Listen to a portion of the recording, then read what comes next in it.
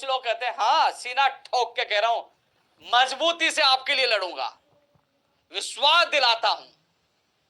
लेकिन आप विश्वास दिलाओ, जिस दिन घोषणा होगी तो आपको बड़ी संख्या में, अधिक से अधिक संख्या में आना है। अब कुछ लोग कहेंगे कि इनकी संख्या बुलाना चाहता है और मांगे उठाएगा, तो आपकी पहले नंबर पे मांग रख लेंगे दोस्त, और मांग भारी राज्य कोटा कानून ये तमाम मांगे बाद में रख लेंगे, फिर तो कोई दिक्कत नहीं है ना, क्योंकि आपकी मांग पर ही मैं कह रहा हूं। लेकिन उससे पहले यदि राज्य सरकार अभी भजनलाल को पकड़ा है और भजनलाल से जांच की जाए कि वास्तव में किस किस को पेपर दिया, बड़े स्तर पर यह पेपर पहुंचा है, तो यदि सरकार और एजेंसी एसओजी को लगता है, एसओजी के मैं एडीजी से यह कहना चाहूंगा, आपको लगता है कि पेपर बोझ पूछा, उसे जांच करिए, तो पेपर रद्द कर दीजिए।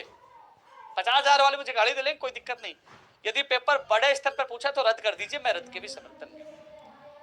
सीबीआई को जांच दे दीजिए, इसके भी समर्थन में हूं, दे दी सीबीआई को। मैं खुला कह रहा हूं, मैंने तो अनशन भी किया था, लेकिन लोग नहीं आए, घर बैठे रहे। लेकिन आप ये भी नहीं कर पा रहे हो कि हम सीबीआई को भी नहीं देंगे, हम रद्द भी नहीं करेंगे, तो कम से कम उन लोगों का भला कर दीजिए जो कुछ पॉइंटों से, नंबरों से वो आज रो रहे हैं कि हमारे भविष्य के साथ गलत हो सकता है। 80-80, 82-83% बनाकर वो आए हैं, तो कम से कम भजनलाल ने जिस जिस को पेपर दिया है उनको पकड़ के ब्लैक लिस्टेड हमेशा के लिए करिए, और उनकी जगह नए अभ्यर्थियों को मौका दीजिए ना, नए अभ्यर्थियों को मौका मिलेगा, उनको बाहर करिए। ये तो करना चाहिए ना भैया। अब विधानसभा घेराव में भजनलाल ने जिन जिन को पेपर दिया उनको बाहर करने के, और साथ में जो पद बढ़ाने की मांग ये कर रहे हैं, जो 50,000 की करें ये लोग, अभी भी पद शिक्षा विभाग में खाली है, इनके साथ, क्योंकि उस समय मेरी मजबूरियां थी। लेकिन अब सरकार ने अपनी तरफ से अपना वादा तोड़ा है, क्योंकि सरकार ने कई मांगे हमारी जो करनी थी वो पूरी नहीं की, इसलिए मैं गुस्से में भी, आक्रोश में भी हूं, क्योंकि अध्यादेश लाना था, आदेश जारी करना तो अभी तक जारी नहीं हुआ। लेकिन यह जरूर है कि संघर्ष के लिए, अब एक चीज और बता दूं, रीट, एसआई, जयन, इन भर्तियों के लिए, सीबीआई के लिए जांच के लिए पहले भी कुछ लोगों ने अनशन किया था, अभी भी अनशन जारी है। मैं राज्य सरकार से निवेदन करूंगा कि मामलों को संज्ञान में लेकर अनशनकारियों से बात करके उनके जीवन को बचाया जाए। लेकिन अलग अलग संगठन अलग अलग मांग कर रहे हैं, मेरी उनकी मांगों को पूरा समर्थन है। लेकिन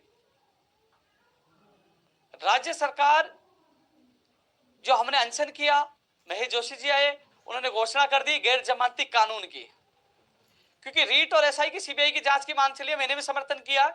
लेकिन रीट और एसआई की मांग पूरी नहीं होगी तो कुछ लोग आएंगे कि भैया हमारे कानून की मांग सरकार ने मान ली है। तो मैं आपको बता दूं, 17 अक्टूबर 2021 को सरकार ने घोषणा कर दी थी, और उसके बाद 18 अक्टूबर को मुख्य सचेतक मंत्री लेवल जो महेश जोशी जी एसएमएस में पूछकर, उन्होंने पढ़कर खुद ने कहा था हमने राजस्थान बेरोजगार एकीकृत महासंघ की मांग मान ली, गैर जमानती कानून लाने की।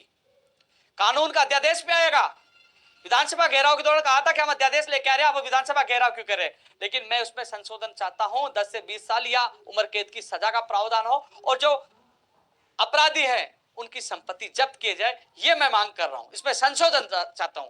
फर्जी डिग्री, डिप्लोमा और दिव्यांग सर्टिफिकेट को तो शामिल करने की बात पर उन्होंने सहमति दे दी है, लेकिन यह संशोधन चाहता हूं। बाहर राज्य का कोटा कम हो, राजस्थान के बेरोजगार को प्राथमिकता दी जाए, ये मैं चाहता हूं। रीट में जो 50,000 की मांग करें अभ्यर्थियों की, आप 50 नहीं तो 45 कर दीजिए, लेकिन पदों की संख्या बढ़ाए, यह मैं चाहता हूं। रीट 2018 का 25 तारीख को मामला निस्तारण करो, यह चाहता हूं मैं। नर्सिंग भर्ती 2013 के हाईकोर्ट में जवाब दो, यह मैं चाहता हूं। साथियों, टेक्निकल हेल्पर भर्ती में एक समस्या आई, उस समस्या का निस्तारण हमने करवा दिया है, सबको पता है। साथियों, ये चीज युवा साथियों, हालांकि युवा साथियों का हमेशा प्यार और मान सम्मान मुझे हमेशा मिलता रहा है।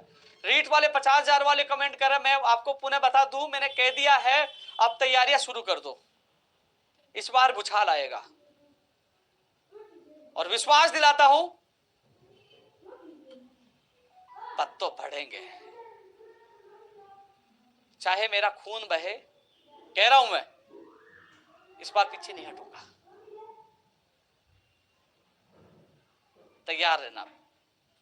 मैं परमिशन आके है 24-25 को आके मीटिंग के बाद, वहां के बाद मैं मेरे साथियों के साथ जो कार्यकारिणी सदस्य जो भी है, नया अध्यक्ष बने जो भी है, वो परमिशन के लिए एप्लीकेशन मैं उनके साथ जाऊंगा, परमिशन लेकर आगे की प्रक्रिया शुरू करेंगे। तो आप चिंता मत करो, खुला बोल रहा हूँ ना, पहले तो मैं ट्वीट कर रहा था, मैंने मजबूरी बताई दी, अब मजबूरी नहीं, अब तो लड़ने का ऐलान कर दिया और अच्छा काम कर रहे हो, क्योंकि सरकार सीबीआई की जांच करवाए,